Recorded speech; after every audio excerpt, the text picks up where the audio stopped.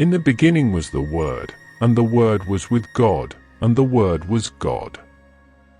The Word became flesh and made his dwelling among us.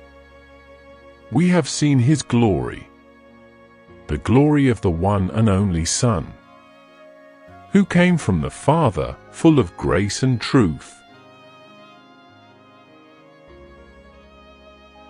The Son is the image of the invisible God, the firstborn over all creation.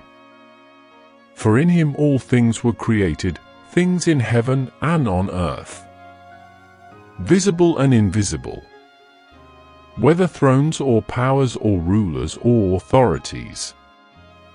All things have been created through him and for him. He is before all things, and in him all things hold together.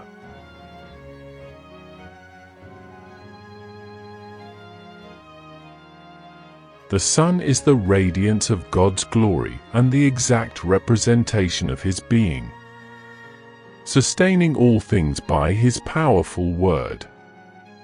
After he had provided purification for sins, he sat down at the right hand of the Majesty in heaven.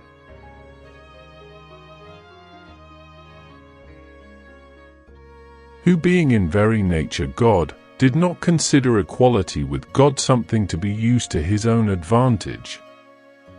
Rather, he made himself nothing by taking the very nature of a servant, being made in human likeness, and being found in appearance as a man.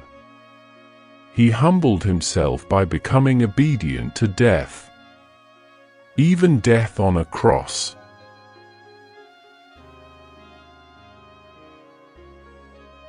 Jesus said to her, I am the resurrection and the life. The one who believes in me will live, even though they die. And whoever lives by believing in me will never die.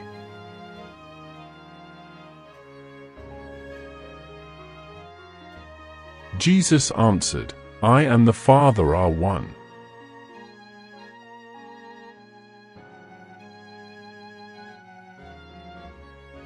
I am the good shepherd. I know my sheep and my sheep know me, just as the Father knows me and I know the Father. And I lay down my life for the sheep. I have other sheep that are not of this sheep pen. I must bring them also. They too will listen to my voice, and there shall be one flock and one shepherd.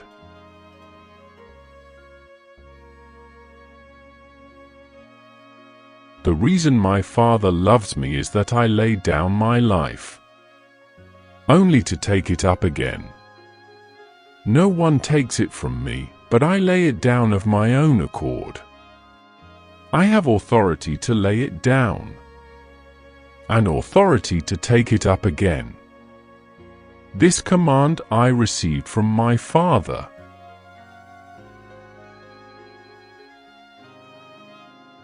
Jesus answered, I am the way and the truth and the life. No one comes to the Father except through me.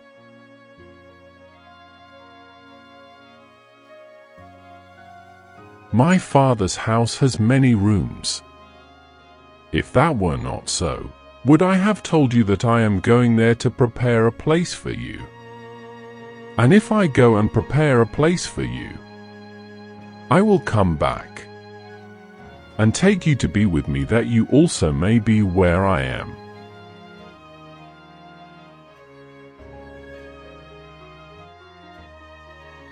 When I saw him, I fell at his feet as though dead.